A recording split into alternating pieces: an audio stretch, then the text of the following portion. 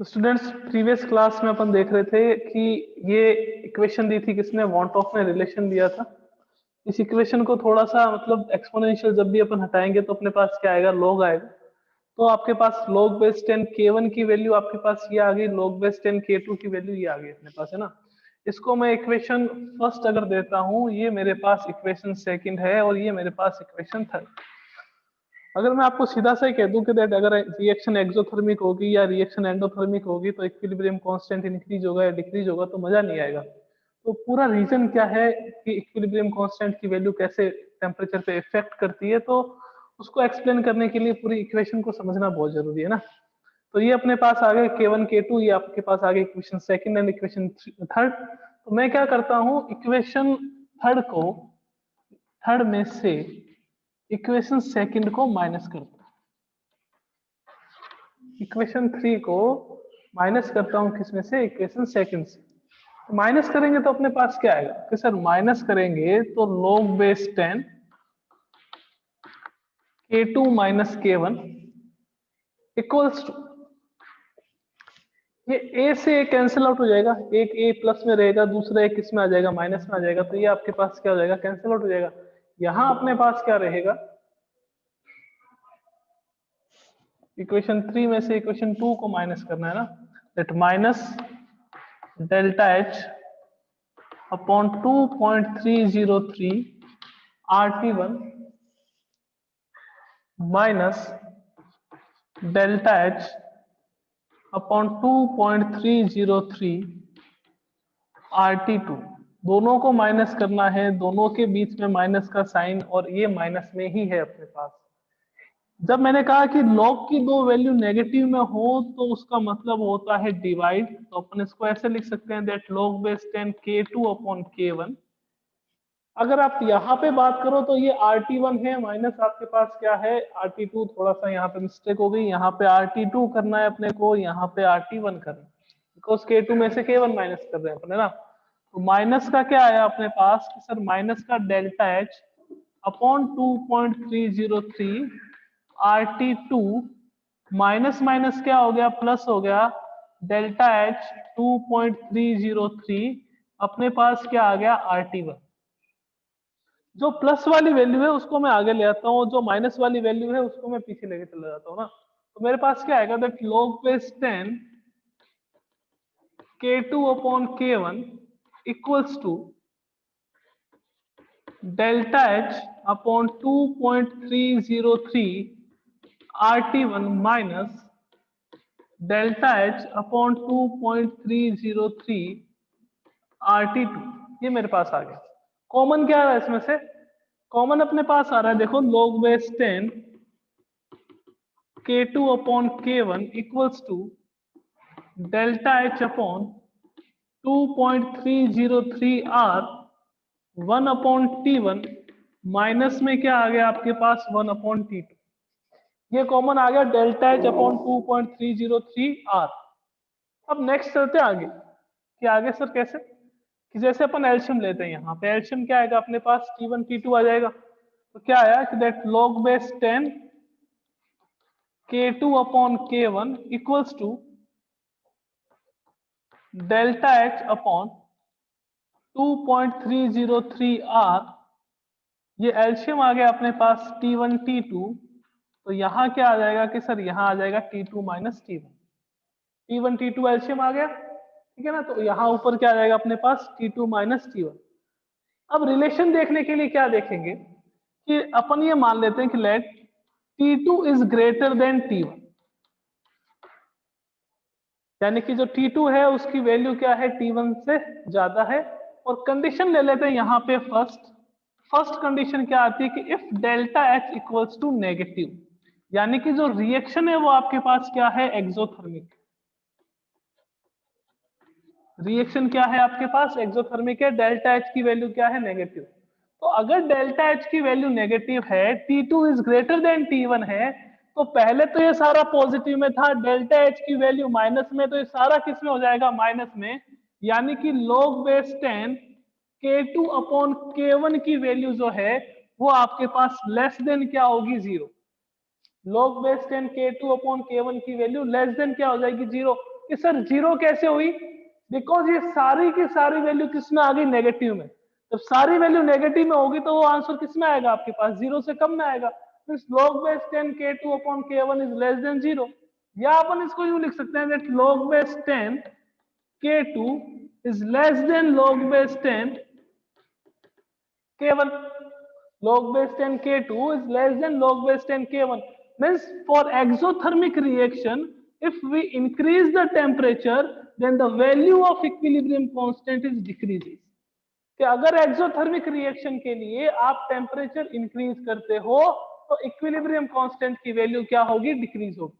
तो किसने एक्सप्लेन करा था, वॉन्ट ऑफ ने। तो वॉन्ट ऑफ इक्वेशन भी कहते हैं उस रिएक्शन को जो स्टार्टिंग में बताई थी अपन ने, कि कोई भी आपके पास एक्सोथर्मिक रिएक्शन हो उसके लिए अगर आप टेम्परेचर इंक्रीज करते हो तो इक्विलिब्रियम कांस्टेंट की वैल्यू क्या हो जाएगी, डिक्रीज हो जाएगी। तो सर अगर एंडोथर्मिक रिएक्शन हो तो देखिएगा एंडोथर्मिक में क्या होगा, that if reaction is endothermic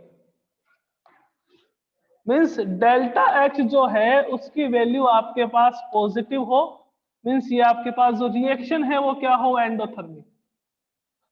यानी कि रिएक्टेंट से प्रोडक्ट को बनाने के लिए जब रिएक्टेंट के मॉलिक्यूल्स हीट को एब्जॉर्ब करते हैं उस रिएक्शन को अपन कौन सी रिएक्शन कहते हैं, एंडोथर्मिक रिएक्शन कहते हैं। डेल्टा H की वैल्यू पॉजिटिव हो तो log base 10 k2 upon k1 greater than क्या हो जाएंगे आपके पास, जीरो। अब जीरो से ज्यादा हो गए मींस log base 10 k2 की वैल्यू क्या होगी, greater than log base 10 k1। तो सर अगर एंडोथर्मिक रिएक्शन है और मैं अगर टेम्परेचर इंक्रीज कर रहा हूं तो क्या इक्विलिब्रियम कांस्टेंट की वैल्यू इंक्रीज होगी, एकदम इंक्रीज होगी। मैं चाहूं तो आपको ऐसे कह सकता था कि अगर आपके पास रिएक्शन एक्सोथर्मिक है तो अगर आप टेम्परेचर इंक्रीज करते हो तो इक्विलिब्रियम कांस्टेंट की वैल्यू डिक्रीज होती है, और अगर एंडोथर्मिक रिएक्शन है तो टेम्परेचर इंक्रीज करते हो तो इक्विलिब्रियम कांस्टेंट की वैल्यू भी इंक्रीज होती है। अगर ये बात ओनली स्टेटमेंट में कह देता तो आपके दिमाग में क्वेश्चन मार्क रहता हमेशा कि ये कैसे पॉसिबल है। तो ये इस इक्वेशन से पॉसिबल है। फाइनल इक्वेशन ये है अपने पास, है ना। बाकी तो आपके डाउट्स क्लियर करने के लिए बताया थे कि दिमाग में कोई डाउट ना रहे। कि फाइनल इक्वेशन थी log base 10 k2 upon k1 equals to delta H upon 2.303 R T2 minus T1 upon T1 T2। T2 को ज्यादा ही लेना है T1 से, यानी कि अगर T1 298 है तो T2 आपके पास 308 हो गया, 328 हो गया, 338 हो गया ना। तो T2 की वैल्यू अगर ग्रेटर देन हो T1 से और डेल्टा H आपके पास नेगेटिव हो। डेल्टा H नेगेटिव का मीनिंग क्या हो गया कि कोई भी रिएक्शन अगर कंप्लीट हो रही है तो हीट इवॉल्व हो रही है, एनर्जी बाहर निकल रही है। तो डेल्टा H यानी कि नेगेटिव मींस रिएक्शन आपके पास एक्सोथर्मिक। रिएक्शन एक्सोथर्मिक होगी तो log base 10 k2 upon k1 की वैल्यू लेस देन क्या होगी, जीरो। यानी कि जो log base 10 k2 है वो लेस देन किससे होगा, log base 10 k1 से। log base 10 k2 जो है यानी कि जो k2 की जो वैल्यू है वो आपके पास k1 से क्या होगी, कम होगी। कब होगी, जब आप टेम्परेचर इंक्रीज करोगे। तो एक्सोथर्मिक रिएक्शन के लिए टेम्परेचर अगर इंक्रीज करते हो तो इक्विलिब्रियम कांस्टेंट की वैल्यू डिक्रीज होती है, और एंडोथर्मिक रिएक्शन के लिए टेम्परेचर की वैल्यू अगर इंक्रीज करते हो तो इक्विलिब्रियम कांस्टेंट की वैल्यू भी इंक्रीज होती है। ओके,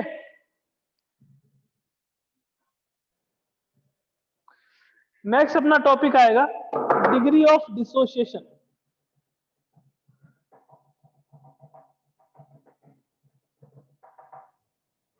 नेक्स्ट अपना टॉपिक है डिग्री ऑफ डिसोसिएशन कि क्या होता है डिग्री ऑफ डिसोसिएशन।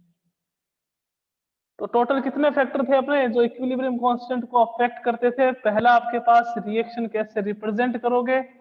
सेकंड अपन यूं भी कह सकते हैं उसको दैट स्टोकियोमेट्री, यानी कि आप नंबर ऑफ मोल्स जो है वो चेंज कर रहे हो रिएक्टेंट और प्रोडक्ट में, तो कैसे इक्विलिब्रियम कांस्टेंट अफेक्ट करेगा। रिएक्शन अगर मल्टीपल स्टेप में कंप्लीट हो रही है तो कैसे इक्विलिब्रियम कांस्टेंट की वैल्यू कैलकुलेट करेंगे, और अगर आप टेम्परेचर चेंज कर रहे हो तो कैसे इक्विलिब्रियम कांस्टेंट जो है वो टेम्परेचर पे डिपेंड करता है। नेक्स्ट जो अपना टॉपिक आता है वो है degree of dissociation. Degree of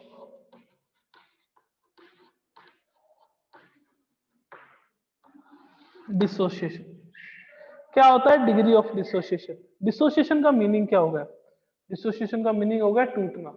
कि जो रिएक्टेंट के मॉलिक्यूल्स हैं वो किस में कन्वर्ट होते हैं आपके पास, प्रोडक्ट। तो देखिएगा जैसे आपके पास कोई केमिकल रिएक्शन है, ये ए है, ए से किसका फॉर्मेशन हो रहा है, बी का फॉर्मेशन हो रहा है।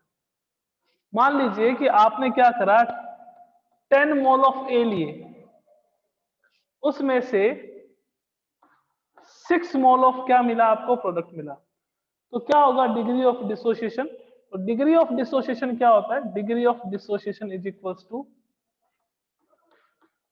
Number of dissociated moles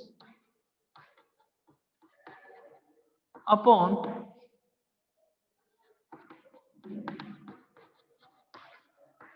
initial mole.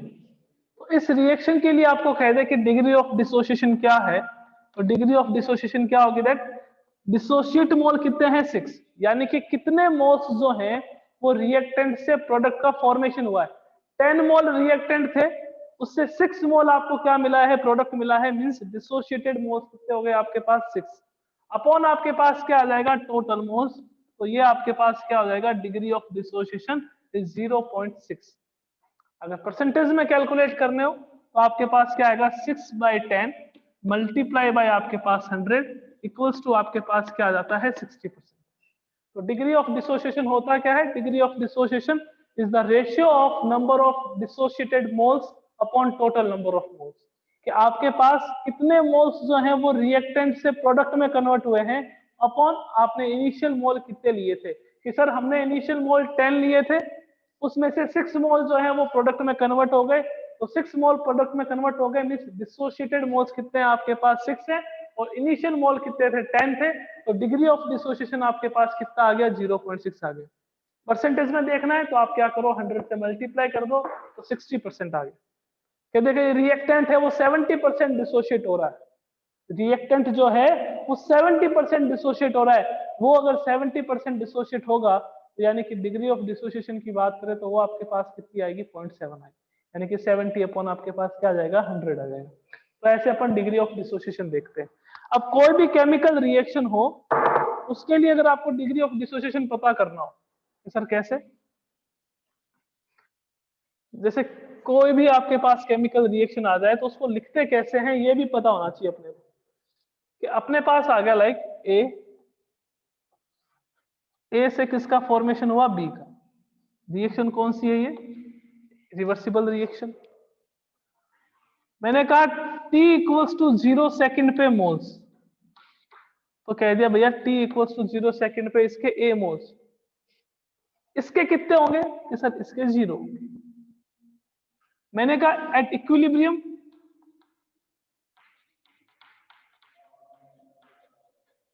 Equilibrium पे क्या होगा, कि सर इक्विलिब्रियम पे इसके x मोल बन जाएंगे और इसके कितने मोल्स रह जाएंगे आपके पास, a माइनस एक्स रह जाएंगे।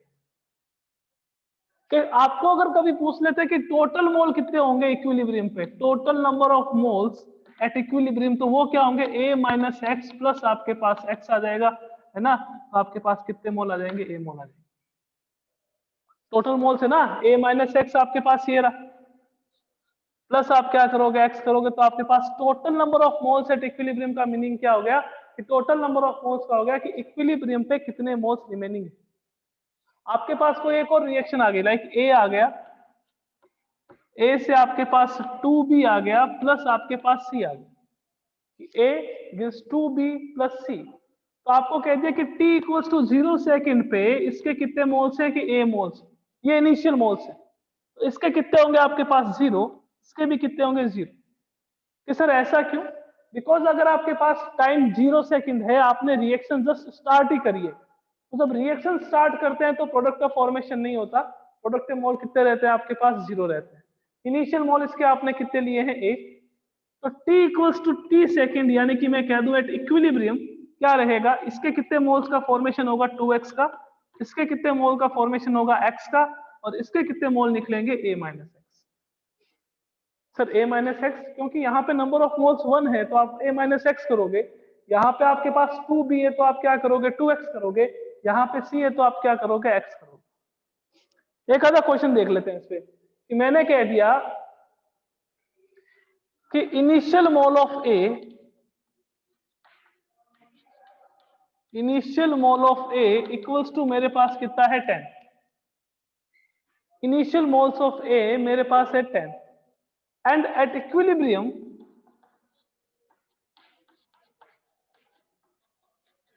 नंबर ऑफ मोल्स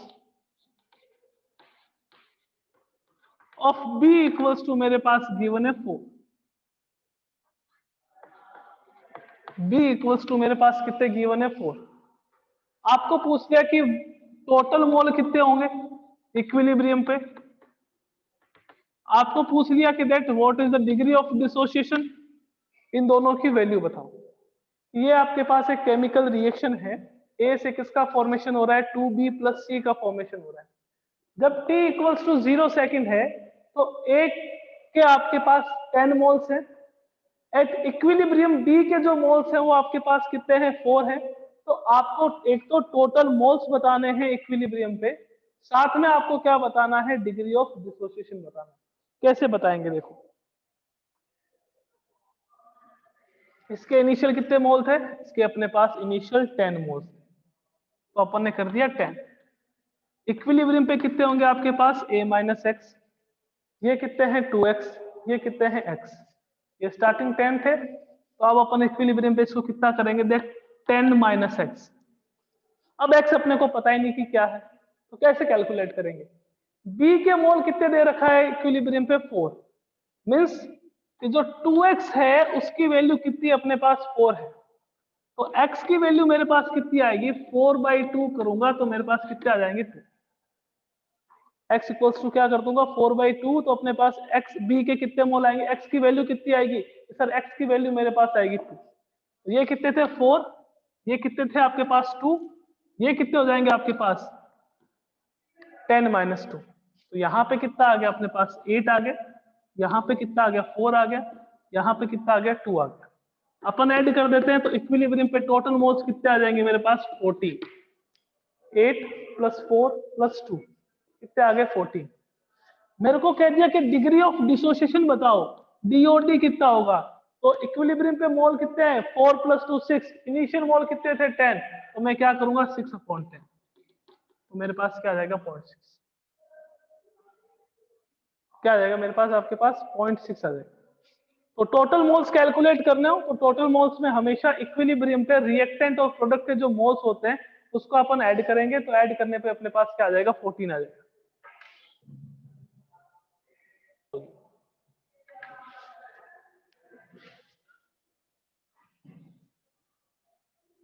मेरे पास यही रिएक्शन है, a plus 2b plus a gives to 2b plus c।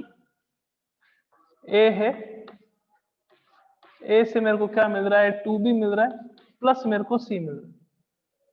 मेरे पास initial mole of a, initial moles of a वो मेरे पास है 10, ओके। और at equilibrium 6 moles are dissociated।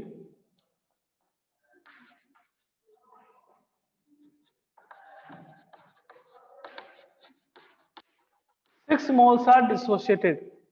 तो आपको क्या बताना है टोटल नंबर ऑफ मोल्स,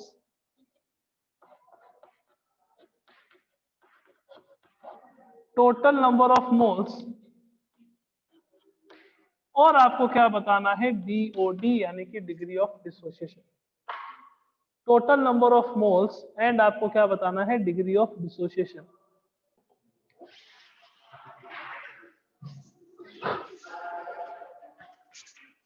क्या आपके पास रिएक्शन गिवन है A gives to 2b plus c, और आपको बताना है एक तो इसके इनिशियल मोल गिवन है 10, ये है 0, ये है 0। t इक्वल्स टू 0 से सॉरी t सेकंड पे इक्विलिब्रियम पे देखते हैं तो अपने पास है 10 माइनस 6, है ना। तो ये कितना हो जाएगा, ये 2x होता है, तो 2x होता है तो कितना हो जाएगा आपके पास 2 इंटू 6, ये x होता है तो ये कितना हो जाएगा आपके पास 6, तो ये कितना हो गया 12, 12 प्लस 6 कितना हो गया आपके पास 18। इसके रिमेनिंग मोल कितने रहे 4, तो आपके पास टोटल कितने आएंगे 24, टोटल सॉरी टोटल कितने आएंगे आपके पास 22। 4 प्लस 12 प्लस 6, तो कितने मोल्स आ गए टोटल मोल्स एट इक्विलिब्रियम ये total mole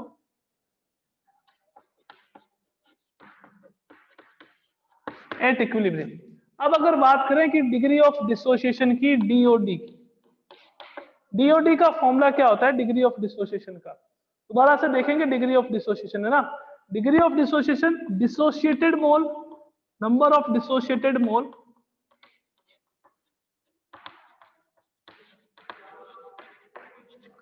number of dissociated moles upon अपने पास क्या था, टोटल मोल्स या इनिशियल मोल्स।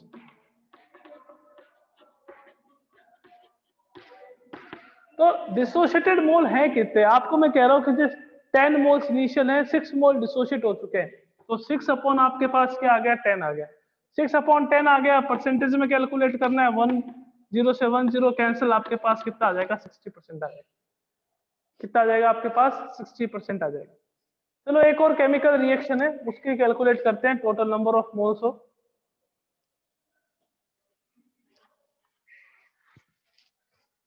क्या आपके पास एक रिएक्शन है 3A,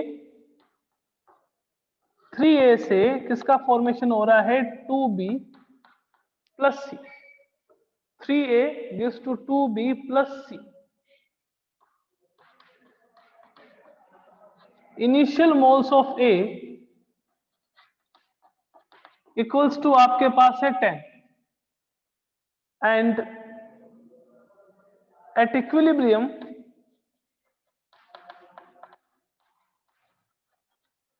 moles of B equals to आपके पास है 4। तो आपको कैलकुलेट करना है टोटल मोल्स एंड इसका डीओडी यानी कि degree of dissociation. Initial mole आपके पास कितने हैं, ए के 10 है, इक्विलिब्रियम पर बी के कितने मोल है, 4 है, और आपको total moles of degree of dissociation, total moles and degree of dissociation calculate करनी है। तो देखिएगा आपके पास ये रिएक्शन है, इस रिएक्शन के लिए initial mole of a given है, at equilibrium moles of b जो है वो आपके पास 4 है, total moles and degree of dissociation आपको कैलकुलेट करनी है। देखो इसको दो तरीके से लिख सकते हैं, कैसे सर? एक तो आपके पास इसको ऐसे लिख सकते हैं, a 0 0 a minus 3x 2x and x, ठीक है ना। एक तो इस तरीके से लिख सकते हैं इसको, और एक कैसे लिखेंगे, दैट 3a, इससे क्या मिला आपको, दैट 2b प्लस आपके पास c। इसको आपने a लिखा, इसको 0, इसको 0, इसको अगर आप a माइनस एक्स लिखते, जनरली अगर अपन देखेंगे तो नंबर ऑफ मोल्स जितने भी है उतने माइनस करेंगे, a माइनस 3x है ना। अगर इसको आप a माइनस एक्स लिखते हो तो इसको अपन लिखेंगे दैट 2/3x, और इसको लिखेंगे 1/3x। दोनों अलग अलग तरीके हैं, a minus 3x 2x x, इसको लिखेंगे तो a माइनस एक्स 2/3x और 1/3x। अगर यहाँ पे आप ओनली x को माइनस करते हो, अगर आप यहाँ पे 3 को माइनस करते हो, देन 2x एंड x रहेगा। ओके, आपको क्या कहा कि दैट b के जो मोल है, इसके तो इनिशियल मोल कितने थे कि सर, इनिशियल मोल 10 थे। b के कितने मोल्स हैं, b के इक्विलिब्रियम पे कितने मोल्स है, 4 मोल्स हैं, यानी कि जो 2x है उसकी वैल्यू आपके पास कितनी आ रही है, 4 आ रही है, तो x की वैल्यू आपके पास कितनी आ जाएगी, 2। x की वैल्यू आपके पास कितनी आ जाएगी, 2 आ जाएगी, यानी कि ये तो आपके पास 4 हो गए, ये आपके पास 2 हो गए, और ये कितना हो जाएगा, 10 माइनस 3x यानी कि 10 माइनस 6। 10 माइनस 6 करोगे तो आपके पास कितना आ जाएगा, 4। तो आपके पास क्या आ गया, 4 प्लस 2, यानी कि टोटल मोल एट इक्विलिब्रियम कितने होंगे, 10। टोटल मोल्स एट इक्विलिब्रियम कितने आ गए आपके पास, 10। आपको कहा डीओडी बता दो भैया, डिग्री ऑफ डिसोसिएशन क्या होगा, तो डिग्री ऑफ डिसोसिएशन देखेंगे तो कितने मोल्स माइनस हुए हैं, 6 अपॉन आपके पास 10 इंटू आपके पास क्या आएगा, 100, तो कितने परसेंट आ जाएगा, 60। अब कहते हैं कोई स्टूडेंट की सर हम वैसे करेंगे, तो वैसे कर लो, कोई प्रॉब्लम वाली बात नहीं है। 2/3x इक्वल्स टू कितना होगा आपके पास, 4। ये सर क्यों? बिकॉज क्वेश्चन में गिवन था कि दैट इक्विलिब्रियम पे b के कितने मोल्स बनेंगे, b के 4 मोल्स बनेंगे। 2/3x इक्वल्स टू क्या आ गया आपके पास, 4। तो x की वैल्यू क्या आ जाएगी, 4 मल्टीप्लाई बाई 3 अपॉन 2, तो x की वैल्यू आपके पास कितनी आ गई, 6। ठीक है, तो x की वैल्यू 6 आ रही है, तो 1/3 इंटू आपके पास 6 करोगे तो यहां कितनी आ गई, 2। यहाँ पे आपके पास सी के कितने मोल हो गए 2, बी के कितने मोल थे आपके पास 4, और यहाँ पे क्या होगा 10 - 6 = 4, तो टोटल मोल यहाँ पे भी कितने आ रहे हैं, देखो 10 आ रहे हैं। डिग्री ऑफ डिसोसिएशन देखोगे तो 6/10 इंटू आपके क्या आ रहा है 100, यानी कि 60%। मीन्स इस टाइप की जो रिएक्शन है उसको आप ऐसे भी सॉल्व कर सकते हो क्वेश्चंस को, और ऐसे भी कर सकते हो कि अगर आप यहाँ पे a - x लेते हो तो यहाँ क्या होगा 2/3x एंड 1/3x। अगर आप यहाँ पे a - 3x लेते हो देन यहाँ पे क्या आ जाएगा अपने पास 2x आ जाएगा और x आ जाएगा। तो टोटल मोल्स कैलकुलेट करने हैं इक्विलिब्रियम पे, x की वैल्यू पहले कैलकुलेट करेंगे, x की वैल्यू आते ही उसकी वैल्यू को यहाँ पुट करेंगे और यहाँ पुट करेंगे, तो आपके पास सबके मोल्स आ जाएंगे इक्विलिब्रियम पे। 4 + 4 + 2 कितने हो गए 10, और 10 - 6 है मीन्स 6 मोल डिसोशिएट हो चुके हैं, तो 6/10 इंटू 100, तो आपके पास क्या आएगा 60%। तो ऐसे अपन देखते हैं कोई भी आपके पास रिएक्शन आ जाए तो उस रिएक्शन के लिए इक्विलिब्रियम पे कितने मोल्स होंगे और साथ में उसकी डिग्री ऑफ डिसोसिएशन क्या होगी। कि सर ये सब क्यों कर रहे हैं, क्या कारण है, तो जैसे आगे न्यूमेरिकल्स आएंगे, न्यूमेरिकल्स में अपने को ऐसे वैल्यू पुट करनी पड़ेगी कि इसकी वैल्यू ये दे रखी है, इसकी वैल्यू ये दे रखी है, इसकी वैल्यू ये दे रखी है, या 40% डिसोशिएट हुआ है, या 20% डिसोशिएट हुआ है, या 80% डिसोशिएट हुआ है। तो अगर अपने को डिग्री ऑफ डिसोसिएशन नहीं पता चलेगा तो अपन न्यूमेरिकल सॉल्व नहीं कर पाएंगे। ओके, तो ये था आपके पास डिग्री ऑफ डिसोसिएशन, और साथ में कि कैसे total number of moles at equilibrium calculate करते हैं। कल की क्लास में अपन जो डिफरेंट टाइप की रिएक्शन देखी थी, delta n = 0, delta n = positive, delta n = negative, तो उनके लिए केपी और केसी की वैल्यू कैसे डिटरमाइन करते हैं, तो वो अपन सीखेंगे कल की क्लास में। ओके, बाय, मिलते हैं कल।